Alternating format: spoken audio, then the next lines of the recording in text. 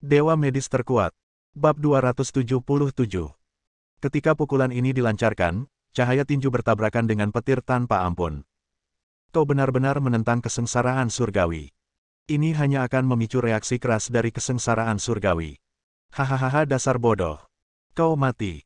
Hahaha batuk-batuk. Thomas tidak dapat menahan tawa, tetapi ketika tinju Kisah menyentuh petir, sebuah kecelakaan tiba-tiba terjadi. Kekuatan Kisah terlihat menghancurkan petir dengan kejam dengan kekuatan yang luar biasa. Terlebih lagi, ini bukanlah akhir, karena cahaya tinju Kisah kembali mengikuti lintasan petir dan dengan ganas menukik ke lapisan awan bencana langit. Segera setelah itu, seluruh lapisan awan bencana langit gelap benar-benar meledak secara langsung. Dalam sekejap, seluruh dunia kembali ke keadaan semula yang jernih dan terang. Adegan ini membuat semua penonton ketakutan. Apa yang sedang terjadi? Tanda seru. Apa yang sedang terjadi? Itu adalah bencana dari surga. Ini adalah kesengsaraan surgawi yang digunakan untuk membantu seniman bela diri biasa mengatasi kesengsaraan mereka dan menjadi makhluk kuat di alam dewa.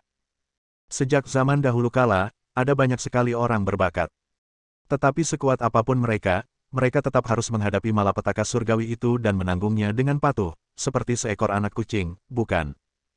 Kalau tidak, Thomas tidak akan berpikir untuk menggunakan malapetaka surgawi untuk menghadapi 7 pembunuh. Namun tak seorang pun menyangka bahwa Kisah ternyata mampu menghancurkan Tianjie hingga berkeping-keping hanya dengan satu pukulan. Benarkah itu? Apakah ini lelucon? Nalan Wuji dan yang lainnya telah membatu, dan prajurit barbar yang tak terhitung jumlahnya juga telah membatu. Thomas bahkan memuntahkan darah setinggi lebih dari 10 meter. Akibatnya, dia meninggal karena efek obat-obatan terlarang dan meledak berkeping-keping. Aku benci itu. Ini adalah kata-kata terakhir Thomas dalam hidupnya. Lalu, sebelum orang-orang barbar itu bisa bereaksi, Kisah sudah meninju mereka ke tanah. Ledakan. Satu gerakan. Sisa 100.000 prajurit barbar semuanya dimusnahkan dan berubah menjadi abu. Cahaya yang dihasilkan oleh ledakan itu menghalangi sinar matahari di langit. Gelombang kejut menyebar, meniup pakaian, rambut, dan jenggot dua pemimpin militer yang kuat, Nalan Wuji dan Beitang Xuanghua. Yu Wuxian dan yang lainnya bersembunyi di belakang mereka berdua, tidak berani memperlihatkan kepala mereka sama sekali, karena takut mereka akan berubah menjadi abu oleh gelombang kejut. Setelah waktu yang lama, semuanya perlahan berhenti, menghilang, dan kembali ke keheningan aslinya. Kisah tidak ada di sini lagi, mungkin telah pergi. Namun, masih ada lubang besar yang dalam di tanah, dengan diameter lebih dari puluhan ribu meter. Semua orang barbar telah hancur berkeping-keping, bahkan abunya pun tidak tersisa. Nalan Wuji memiliki ekspresi kusam di wajahnya dan berkata dengan tenang.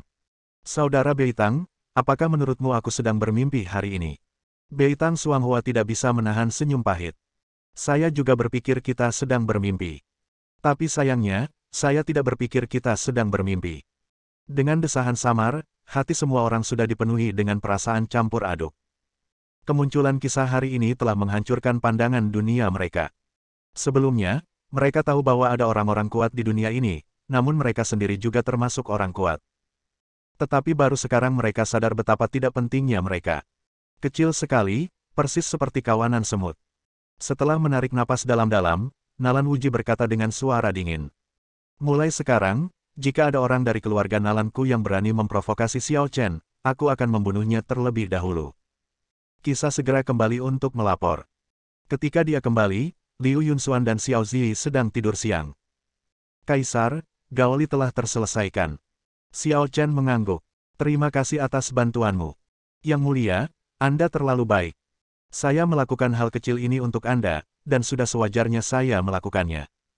Kisha, kamu seharusnya sudah hampir berhasil, kan? Visi Kaisar memang luar biasa. Aku telah berlatih di bumi selama beberapa waktu.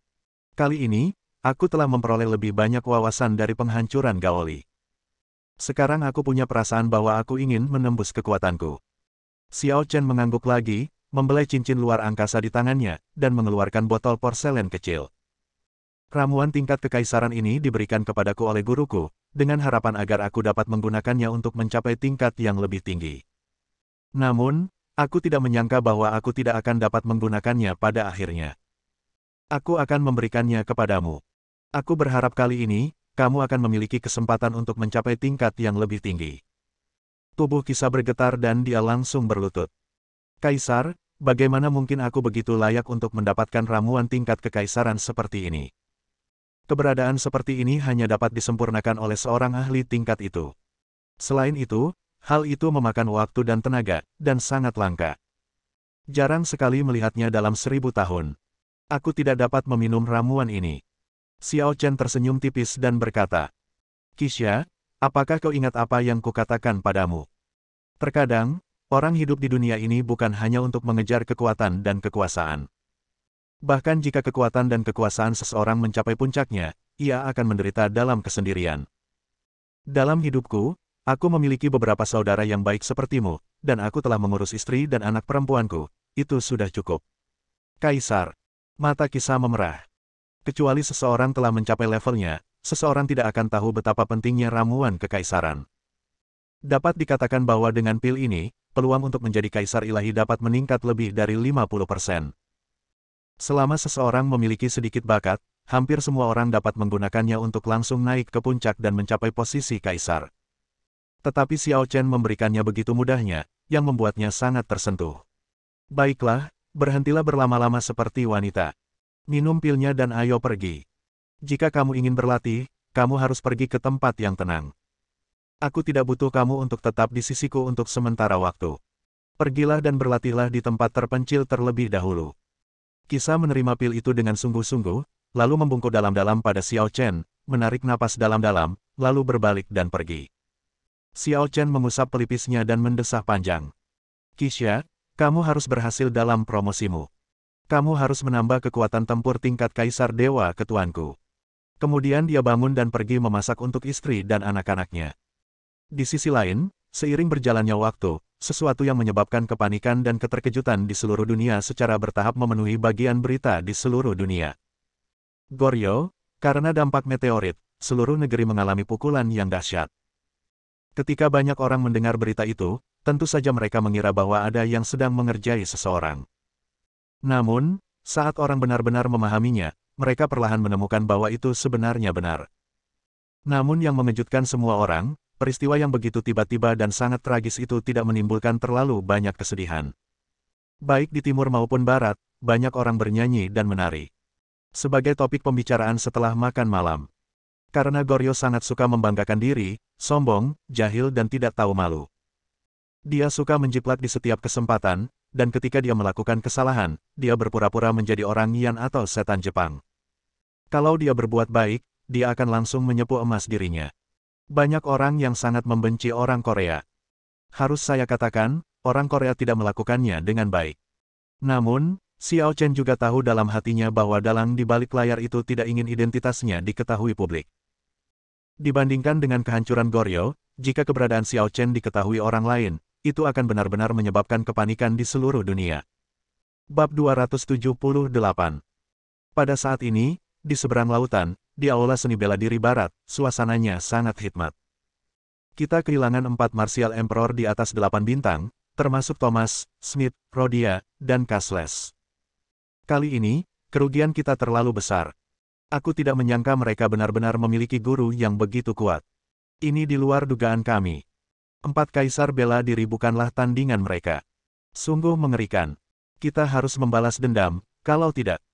Mulai sekarang, seni bela diri kita akan dibenci oleh banyak orang. Mulai sekarang, tidak ada seorang pun yang akan berlatih seni bela diri kami. Kita tidak boleh membiarkan ini terjadi. Kita harus mendapatkan kembali reputasi kita. Kaisar Kamon Bintang 10 akan mengumpulkan 29 kaisar, totalnya 30 kaisar, untuk menantang Xiao Chen berduel untuk melihat seberapa kuat dia. Ya, di sisi ini, Liu Yunxuan dan Xiao Zi telah terbangun dari tidur siang mereka. Xiao Chen hanya melepas syalnya dan tersenyum lembut. Kamu sudah bangun. Aku baru saja membuatkan makanan untukmu. Makanlah. Setelah selesai, aku akan mengajakmu berbelanja. Liu Yunxuan mengangguk dan berkata, ya, sementara Xiao Zi mengangkat tangannya dengan gembira. Baiklah. Aku ingin membeli baju untuk ibuku. Xiao Chen tersenyum tipis dan berkata, mengapa kamu tiba-tiba berpikir untuk membeli pakaian untuk ibumu? Xiao Zi berkata dengan serius. Karena aku tidak bisa membiarkan orang mengatakan ibuku adalah seorang pengasuh anak. Hati Liu Yunxuan bergetar.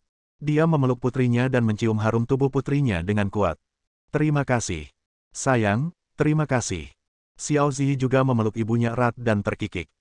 Anak-anak memang seperti ini, begitu mereka melepaskan semua dendam batin mereka, mereka akan menjadi sangat bergantung satu sama lain. Melihat ibu dan anak itu, yang begitu dekat, Xiao Chen tidak bisa menahan senyum hangat. Ia telah menunggu selama bertahun-tahun, dan inilah pemandangan yang selama ini ditunggu-tunggunya. Pada saat ini, rasanya semua penderitaan yang saya tanggung selama bertahun-tahun tidak ada artinya. Setelah keluarga makan malam, matahari sudah terbenam. Namun bagi Magic City yang ramai, semua kegembiraan ini baru saja dimulai. Xiao Chen mengantar ibu dan anak itu ke Dawan Plaza, salah satu alun-alun terbesar di Shanghai. Tempat ini sudah penuh sesak. Ada anak muda yang datang ke sini untuk bersenang-senang setelah seharian bekerja, dan ada juga orang tua yang datang ke sini untuk bermain dengan cucu-cucu mereka. Orang datang dan pergi, mobil dan kuda ada di mana-mana. Tampaknya seluruh dunia dikelilingi oleh lautan cahaya yang hangat dan indah. Xiao Chen menunjuk ke sebuah toko ayam goreng yang populer dan berkata sambil tersenyum. Yun Xuan, apakah kamu ingat tempat itu? Saat kita pertama kali berkencan, kita sedang terburu-buru untuk menonton film dan tidak sempat makan, jadi kita membeli ayam goreng dan memakannya di bioskop. Liu Yunxuan mengerutkan bibirnya dan tersenyum, berkata, beraninya kau berkata begitu. Kau tidak diperbolehkan membawa makanan ke dalam bioskop, dan kau bahkan menyuruhku menyembunyikannya di dalam pakaianku. Akibatnya, rok kesayanganku terkena minyak dan aku bahkan tidak bisa mencucinya. Xiao Chen menyeringai dan tertawa, memperlihatkan gigi putihnya. Siapakah yang menjadikan seseorang saat itu begitu berbakti kepadaku dan menaati aku dalam segala hal? Wajah Liu Yunxuan sedikit memerah. Apa yang kamu bicarakan? Kamu hanya menggertakku karena aku menyukaimu.